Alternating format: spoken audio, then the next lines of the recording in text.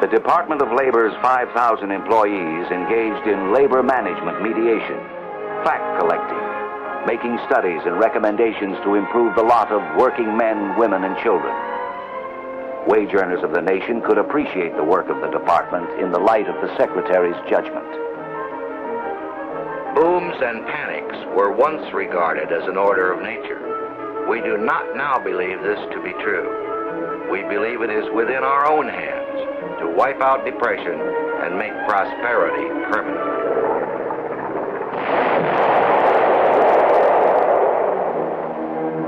Within the year, 3 million Americans are ex-wage earners, unemployed, and the ranks of the unemployed ought to soar to 15 million.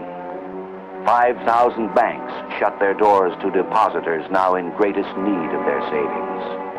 Many would never reopen. Private construction virtually ceases. Mills and factories shut down. Railroads come to a virtual standstill. Millions of Americans, men, women, and children, wait in the cold, on bread lines, in soup kitchens. The fortunate are on relief. The lucky work for an average of $3 a day take-home pay. The 31st President of the United States takes his oath of office. Our greatest primary task is to put people to work. This is no unsolvable problem if we face it wisely and courageously. It can be accomplished in part by direct recruiting by the government itself, treating the task as we would treat the emergency of a war. Once again, if there was not now a Department of Labor, its need would be desperate in these desperate times. Empowered by Congress, the Department of Labor sets up emergency national employment offices. Based upon a department study, the Secretary of Labor recommends some form of unemployment reserves should be set up now to take the place of bread lines. It should be an honorable method of tiding over people who won't work and lack it. The President appoints the Secretary of Labor to head a committee to develop a national Social Security program which shall embrace and cover the hazards of old age, unemployment, the handicapped, and children. There follows the most comprehensive effort to improve working conditions ever undertaken by any nation. The Social Security Act and the Wage and Hour Act.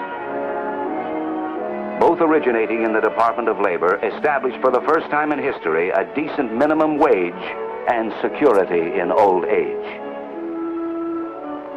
Unemployment compensation to replace the breadline, the charity handout, the dole. Maximum hours of labor. A law to outlaw child labor. And the Magna Carta of wage earners of the nation, guaranteeing all employees the right to organize and bargain collectively through representatives, free from interference, restraint, or coercion. Single strikes get headlines, but hundreds, even thousands of strikes that never happen, thanks in large measure to dedicated personnel of the Department of Labor, never make the front page. Throughout its more than 50 years, the Department of Labor has been served by thousands of men and women who have shared the belief that America the Beautiful can be more than the title of a song. The inventory has come a long way from a bay horse named Mike and a stack of books. But the attitude hasn't changed, nor has the name of the job: to foster, promote, and develop the welfare of the wage earners of the United States.